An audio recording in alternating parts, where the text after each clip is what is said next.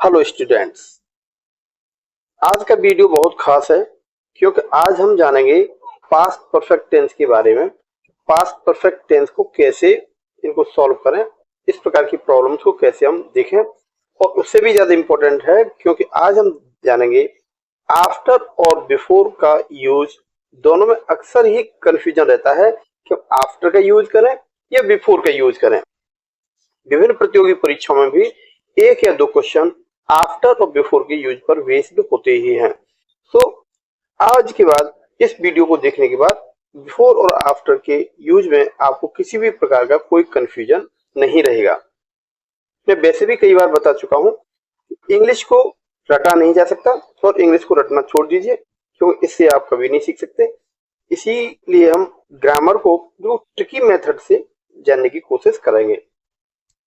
तो आज का वीडियो कई कारणों से बहुत ही इंपॉर्टेंट है। इस वीडियो में मैंने एक नाउन का बहुत प्रयोग किया है।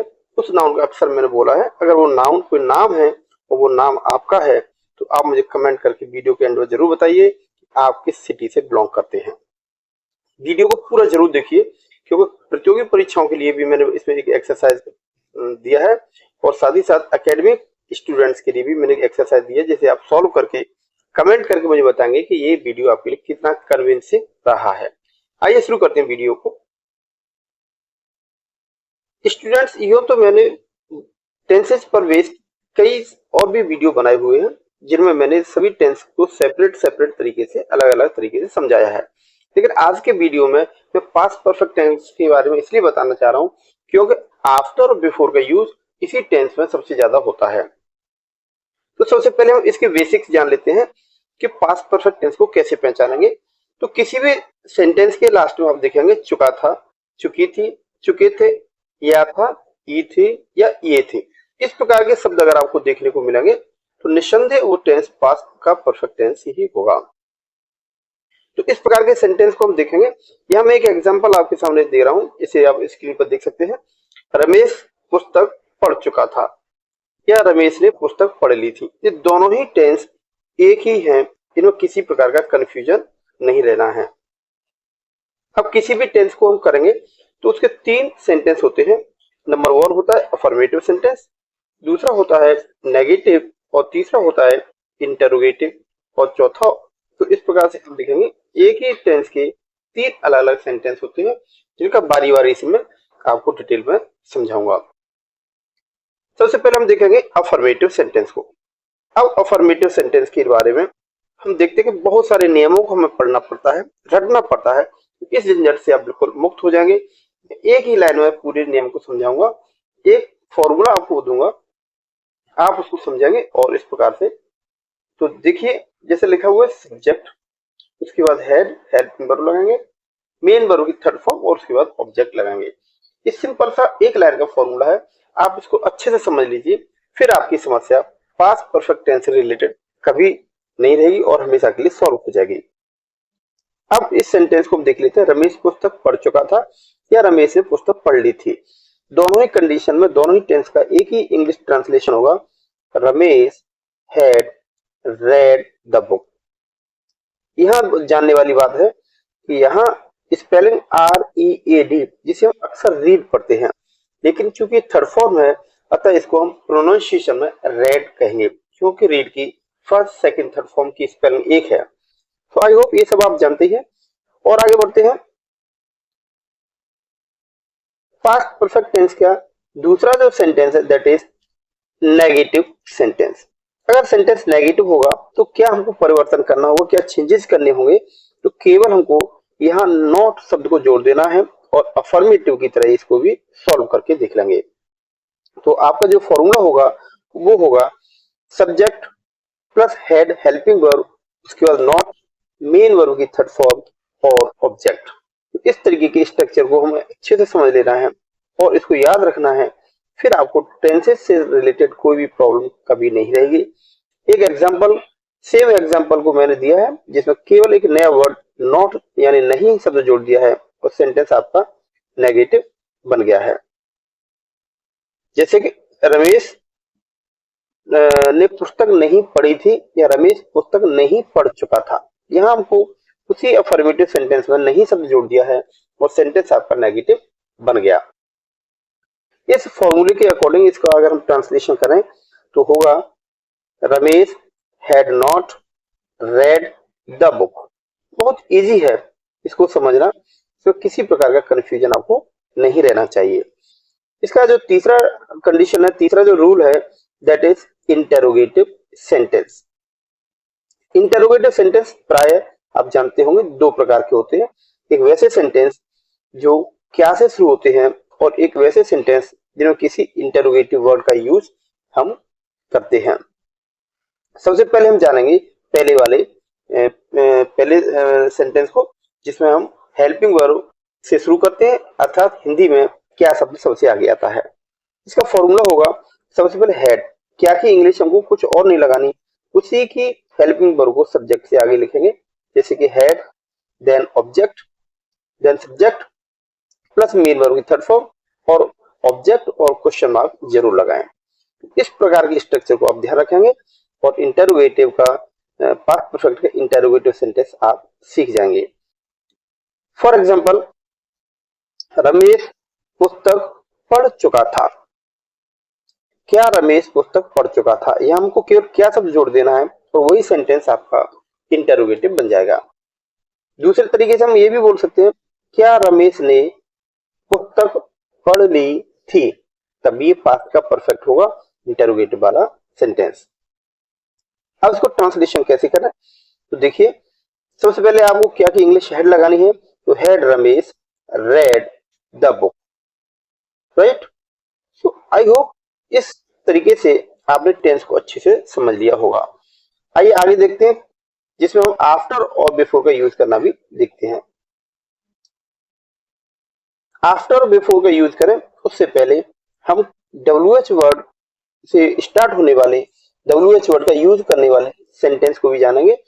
जैसे रमेश कब पढ़ चुका था, तो आप यहाँ देखेंगे अभी जो इंटरोगेटिव सेंटेंस था जिसमें क्या शब्द सबसे आगे था, लेकिन यहाँ पर कब जो इंटरोगेटिव वर्ड है उसको हमने सेंटेंस के बीच में यूज किया है। इसके स्ट्रक्चर की बात करें तो सबसे पहले WH वर्ड, उसके बाद had plus subject, then main verb की थर्ड फॉर्म और ऑब्जेक्ट। इस स्ट्रक्चर को फॉलो करेंगे और बहुत आसानी से आप इसकी इंग्लिश बना पाएंगे, इसको ट्रांसलेट कर लेंगे। तो रमेश कब पढ़ चुका था, रमेश पुस्तक कब पढ़ चुका था, तो यहाँ हमको ध्यान रखना है कि यहाँ पर हमको पुस्तक को और जोड़ना है, जिसे मैंने लिखने में थोड़ी सी भूल हो गई होगी, आपको पुस्तक शब्द यहाँ पर जोड़ेंगे। तो इस तरीके से रमेश पुस्तक कब पढ़ चुका था, इसकी इंग्लिश बनाएंगे तो when had Ramesh read the book. तो इस तरीके से आपने पास्ट परफेक्ट टेंस को अच्छे से समझ लिया है। जैसा कि मैंने शुरू में बता दिया था कि सभी प्रकार के टेंसेस पर मैंने सेपरेट वीडियो और भी बनाए हुए हैं, लेकिन यहाँ आज मुझे इसलिए बताना जरूरी था क्योंकि बिफोर और आफ्टर का यूज प्राय पास्ट के परफेक्ट टेंस में ही होता है और इनका यूज बहुत कंफ्यूजिंग रहता है।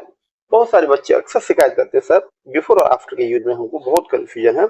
तो एक लाइन में मैं आपकी ये कंफ्यूजन दूर करने वाला हूँ और किसी कॉम्पिटिटिव एग्जामिनेशन में बिफोर और आफ्टर पे बेस एरर से संबंधित क्वेश्चन जरूर आते हैं, तो वीडियो को एंड तक जरूर देखिए और एंड में मुझे जरूर बताइएगा कि वो नाउन कौन सा है जिसको अक्सर मैं पूरी वीडियो बार यूज कर रहा हूँ।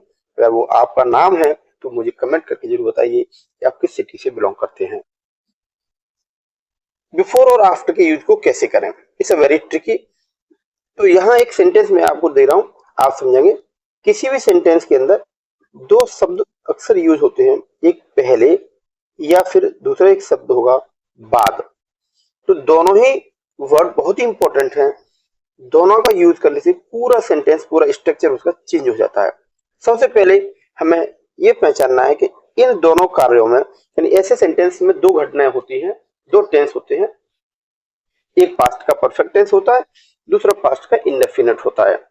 हमको सबसे पहले ये पहचानना है कि कौन सा पास्ट परफेक्ट है और कौन सा पास्ट का इंडेफिनिट है।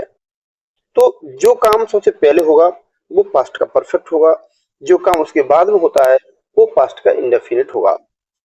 आइए सेंटेंस को पढ़ के देखते हैं।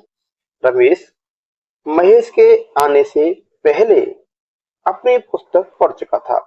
यहाँ देखने वाली बात है कि और रमेश महेश के आने से पहले, अर्थात महेश जब आया था उससे पहले रमेश ने अपनी पुस्तक पढ़ ली थी, यानी पढ़ चुका था। तो ये वाला जो काम है ये आपका पहले हो रहा है और महेश उसके बाद में आया है। तो यहाँ हमको समझना है कि ये जो काम पहले हुआ है इसको बनाना पास्ट के परफेक्ट टेंस में। बहुत अच्छे से समझना है कि जो काम पहले होगा उसको पास्ट के परफेक्ट टेंस में बनाएंगे। अब महेश के आने, इसको बनाएंगे हम पास्ट के इंडेफिनिट में। यस, तो ये अगर आपने समझ लिया तो समझिए आज का वीडियो आपके लिए बहुत यूजफुल हो जाएगा। तो महेश के आने, इसको पास्ट के इंडेफिनिट बनाएंगे और रमेश अपनी पुस्तक पढ़ चुका था, इसको पास्ट के परफेक्ट में बनाएंगे। यहां तक अगर समझ गए तो आगे बढ़ते हैं। अब दूसरी चीज हमको समझनी है कि इस सेंटेंस में पहले शब्द का यूज हुआ है तो पास्ट परफेक्ट वाले को पहले बनाइए और पास्ट इंडेफिनिट को बाद में, राइट। लेकिन यदि यहाँ पहले की जगह पर यहाँ पर बाद शब्द का यूज हुआ है, बाद, बाद का मतलब आफ्टर, तो आप समझ जाएंगे कि हमको बाद में अगर आफ्टर का यूज हुआ है तो जो परफेक्ट वाला हमारा पार्ट है उस वाले पार्ट को हम बाद में बनाएंगे, राइट। जैसे रमेश अपनी पुस्तक पढ़ चुका, ये वाला जो पार्ट है अब हम उसको बाद में बनाएंगे क्योंकि यहाँ पहले की जगह बाद यूज हो रहा है। बहुत ही ट्रिकी है। अगर सेंटेंस में पहले लिखा है तो पास्ट परफेक्ट वाले पार्ट को पहले बनाइए और अगर वाक्य में बाद लिखा हुआ है तो पास्ट परफेक्ट वाले पार्ट को बाद में बनाइए। बिल्कुल simple, crystal clear. I hope अब तो इसको हो जाना चाहिए। बहुत अच्छे से आपने समझ लिया होगा कि पहले और बाद यानी आफ्टर और बिफोर का यूज जब करेंगे दो बातों को ध्यान रखना। सबसे पहले सेंटेंस में पहचानना है कि पास्ट परफेक्ट किसको बनाना है, पास्ट इंडेफिनिट किसको बनाना है। जो काम पहले होगा उसे पास्ट परफेक्ट में, जो बाद में होगा वो पास्ट इंडेफिनिट। अगर पहले लिखा है तो पास्ट परफेक्ट को पहले लिखेंगे, बाद लिखा है तो पास्ट इंडेफिनिट को, पास्ट परफेक्ट को बाद में लिखेंगे। It's a very very simple. अब हम इस सेंटेंस को करके देखते हैं। यहाँ लिखा हुआ है रमेश महेश के आने से पहले अपनी पुस्तक पढ़ चुका था। रमेश पढ़ चुका था, अब इसमें पहले शब्द भी यूज हुआ है, इसका मतलब परफेक्ट वाला पार्ट हमको पहले बनाना है। रमेश अपनी पुस्तक पढ़ चुका था तो इसकी इंग्लिश होगी Ramesh had read the book, right. अब अपनी की इंग्लिश यहाँ लगानी तो हमको हिज लगा देना है। Ramesh had read his book. अब बिफोर की इंग्लिश बना दी। उसके बाद महेश के आने, यानी ये पास्ट पर इंडेफिनिट बनाना है तो महेश के, पूरा सेंटेंस हुआ Ramesh had read his book before Mahesh came. अगर हम इसमें बाद शब्द का यूज कर लें तब देखिए इसको कैसे बनाएंगे। यहाँ एक सेंटेंस आप देख रहे हैं, इसमें मैंने बाद शब्द का यूज किया है। जैसे लिखा है रमेश महेश के आने के बाद अपना काम पूरा कर चुका था। यहाँ केवल बाद शब्द का यूज हुआ है और पहले सेंटेंस में पहले का यूज हुआ था। अब दोनों का स्ट्रक्चर बिल्कुल बदल गया। वो दोबारा से समझना होगा कि परफेक्ट वाला पार्ट कौन सा है। तो रमेश महेश के आने के बाद, अर्थात महेश यहाँ पर पहले आया है, महेश पहले आया है तो यानी ये वाला पार्ट बनेगा आपका पास्ट का परफेक्ट। रमेश अपना काम पूरा कर चुका था, ये वाला पार्ट आपका पास्ट के इंडेफिनिट में बनेगा क्योंकि ये काम बाद में हो रहा है। इतनी सी बात क्लियर हो गई। अब हमको समझना है इसमें बाद शब्द का यूज हुआ है तो परफेक्ट वाले जो पार्ट है इस वाले पार्ट को हमको बनाना है बाद में और इंडेफिनिट को बनाना है पहले। तो क्या पहले बनाना है, रमेश अपना काम पूरा कर चुका था। देखने से हमको लग रहा है कि पास्ट परफेक्ट है क्योंकि चुका शब्द लगा हुआ है, लेकिन ट्रांसलेशन जब करेंगे क्योंकि पास्ट के इंडेफिनिट है बनाएंगे Ramesh completed his work after Mahesh had come. अब देखिए बिल्कुल चेंज हो गया है। तो आपने इतना अगर समझ लिया है, आफ्टर और बिफोर का कंफ्यूजन आज के बाद आपके लिए नहीं रहेगा। मैं कुछ दो एग्जांपल और दूंगा, आप उनसे इसको और अच्छे से समझने की कोशिश करेंगे। एग्जांपल आप देख रहे हैं, मेरे स्टेशन पहुंचने से पहले रेलगाड़ी छूट चुकी थी। इस वाले सेंटेंस में हम देखेंगे यहाँ पहले शब्द का यूज किया गया है, तो हमको समझना होगा कि कौन सा टेंस पहले हुआ है इसमें। तो मेरे स्टेशन पहुंचने से पहले, यानी मैं पहुंचा उससे पहले ही क्या हुआ, रेलगाड़ी छूट चुकी थी। तो ये वाला जो पार्ट है आपको बनाना है पास्ट के परफेक्ट में। अब मेरे स्टेशन पहुंचने, इसको बना देंगे पास्ट के इंडेफिनिट में। बहुत ही इजी, अगर आपने इसको समझ लिया है तो फिर यूज करने में कोई कठिनाई आपको नहीं होगी। दूसरी बात हमको समझनी है कि सेंटेंस में पहले शब्द का यूज हुआ है, तो पास्ट परफेक्ट वाले पार्ट को हम पहले बनाएंगे और उसके बाद बनाएंगे पास्ट के इंडेफिनिट वाले पार्ट को। अब जरा इंग्लिश में इसका यूज हम देख लेते हैं।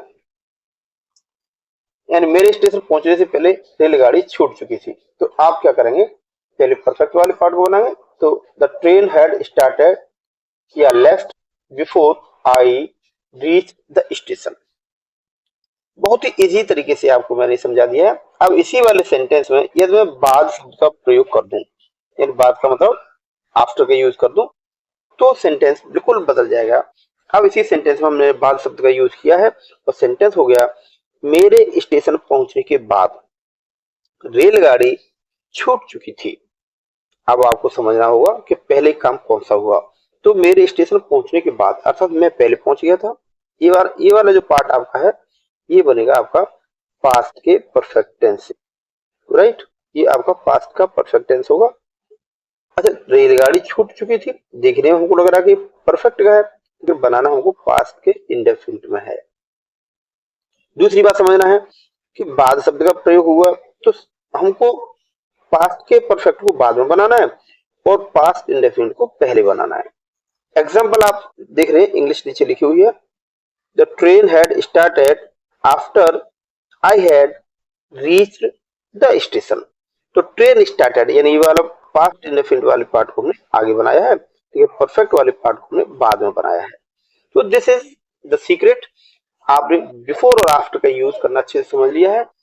इससे बेस्ड बहुत सारे क्वेश्चंस कॉम्पिटिटिव एग्जामिनेशन पूछे जाते हैं, उनको भी हम आगे समझने की कोशिश करेंगे। कमेंट में मुझे आप बताएंगे कि क्या ये आपको वीडियो बहुत ही उपयोगी लगा है। ये एक एक्सरसाइज है जिसको आप सॉल्व करेंगे। कमेंट में मुझे बताएंगे कि ये सेंटेंस आप कर पा रहे हैं और वीडियो आज का आपके लिए कन्विंसिंग रहा है। ये कुछ 4 सेंटेंस मैंने दिए हैं, इनमें जो ब्लैंक्स हैं उनमें आपको एप्रोप्रिएट वर्ड का यूज करके भरना है। कमेंट करके मुझे बताना कि आपके कितने सही हैं। आई होप वीडियो आपके लिए बहुत ही कन्विंसिंग, बहुत ही यूजफुल रहा है। तो वीडियो अच्छा लगे तो लाइक जरूर करिएगा, कमेंट करके बताइएगा और चैनल पर पहली बार है तो सब्सक्राइब जरूर कर लीजिए, ताकि ऐसे ही और इंटरेस्टिंग वीडियोस में आपको बना करके देता रहूं। So keep learning, stay motivated. Thank you for watching.